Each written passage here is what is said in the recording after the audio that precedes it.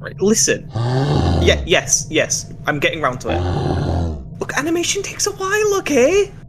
Hey, you erased me, and you know you're not getting your series. Yeah, that's what I thought. Why are you looking at me like that, Ferdinand? Hey! So originally I wasn't going to make any theories on this account. Instead I was going to be working on a comedy series about Springtrap in Hell. I know, cringe.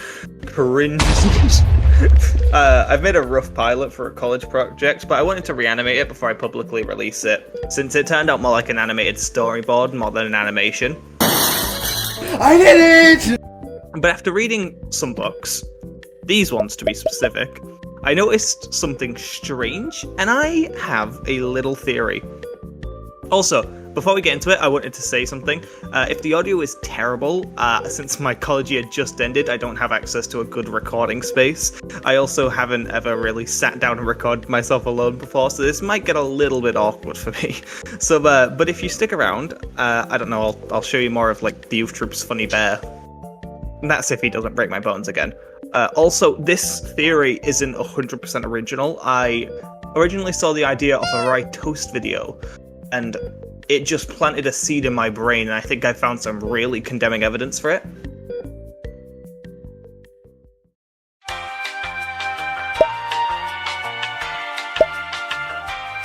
I think we can all agree that Scott was just going insane when making FNAF 6 characters. And no, I'm not talking about Scraptrap, that man is Tumblr sexy man material. If I've ever seen it. I'm talking about Baby. Like, what the fuck happened? She went from supervillain type manipulator that would make your stepdad proud to, well, the biggest yes man for the funky rabbit boy. I mean, she goes from completely willing to kill who she thinks is William to, yes sir, you want me to kill kids? Yes! Other people have done a far better job analysing like the difference between Circusbaby and scrapbaby.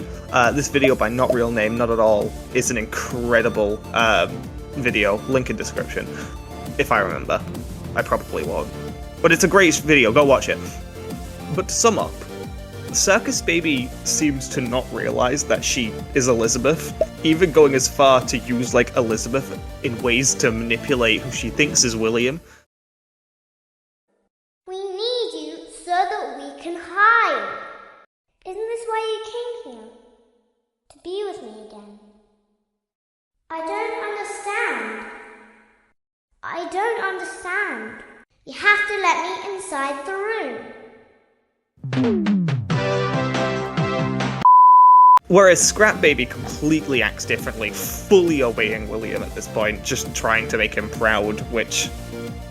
Come on, gal. Look at him. You can so take that guy on in a fight. Anyways, aside from the visual change, what made Elizabeth literally get tackled off the self-confidence ladder? Well, I think the answer for that lies within Fazbear Fright's story, To Be Beautiful. Side rant, before we get into any of that, Into the Pit is getting a recreation as a choose-your-own-adventure style book, which people have been speculating to mean as the story getting altered to fit within the game's story more clearly. And similarly, the Fazbear Fright series of books have been getting re-released as graphic novels for a while now, with many of them having some big fucking differences. I'm not saying that the stories are 100% canon to the games, which I think Into the Pit will be when it gets re-released, especially since Scott's made his opinions on Fazbear Frights pretty clear. But it is definitely worth taking a look at these differences and seeing if there's any greater reasoning behind them instead of just an artistic choice.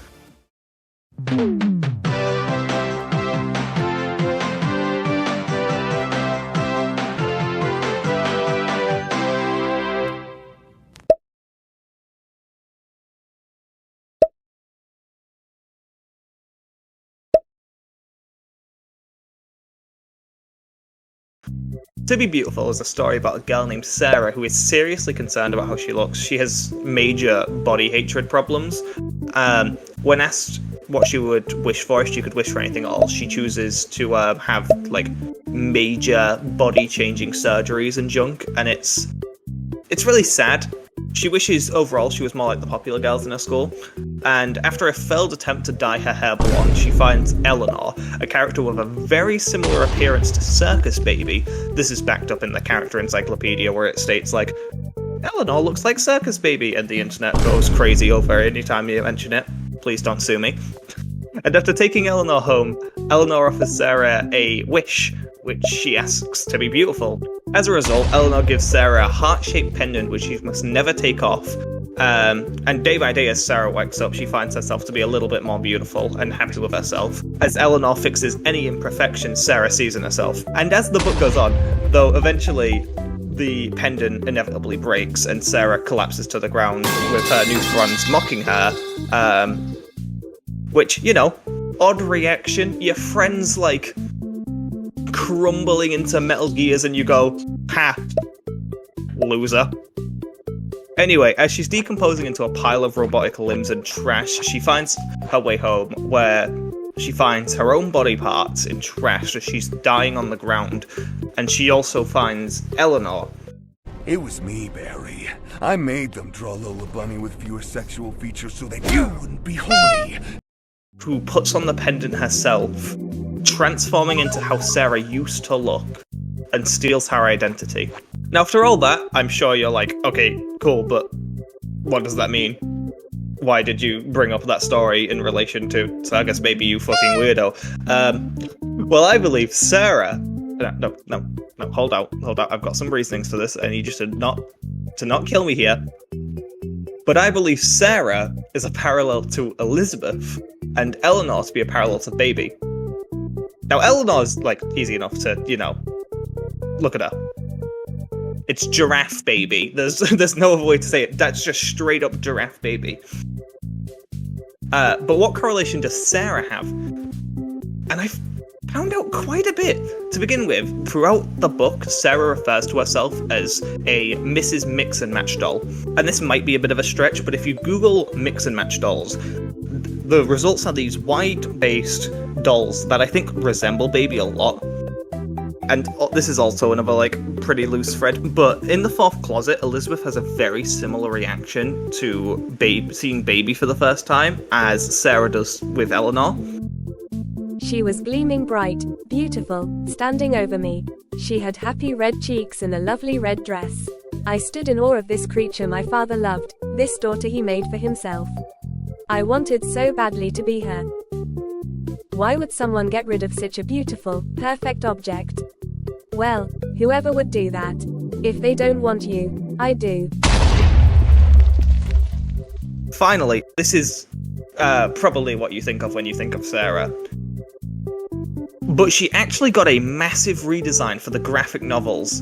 This is what she looks like in the novels. Notice anything? Now, I know it's a bit of a stretch, but they do look pretty similar. Also, before Sarah finds Eleanor, she attempts to dye her hair blonde, which I mentioned earlier, which, obviously, is the same colour as Elizabeth's hair. But what I've neglected to say is the fact that it fails and turns her hair green, which is also the same colour as CircusBaby's eyes change after Elizabeth possesses her. But I think more come together when we consider what we know about the in-between of FNAF 5 and 6.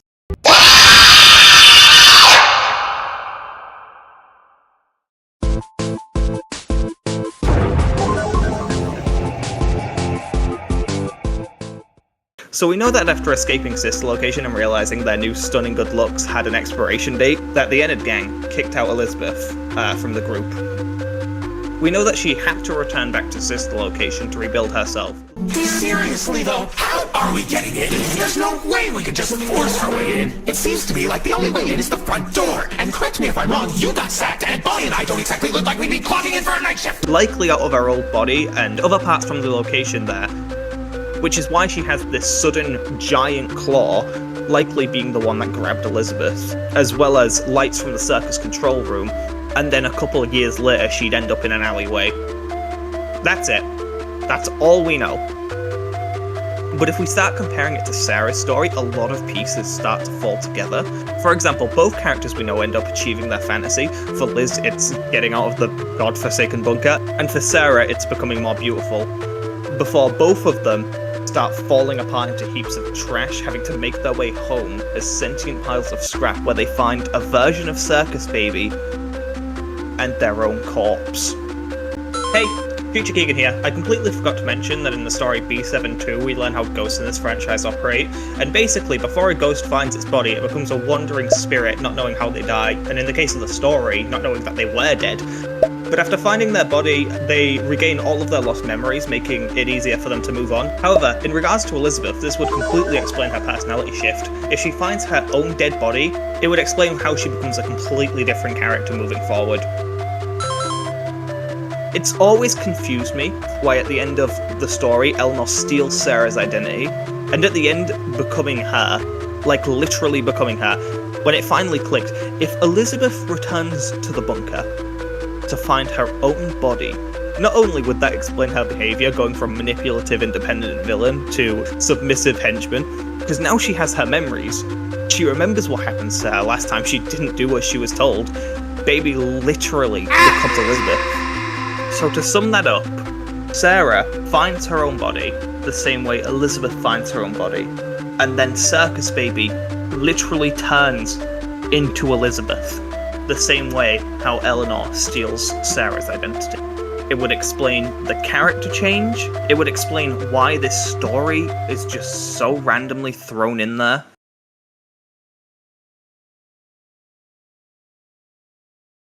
Hey, I hope you liked the video. I thought I'd include some other evidence points that I thought were just a little bit too stretchy for the actual video.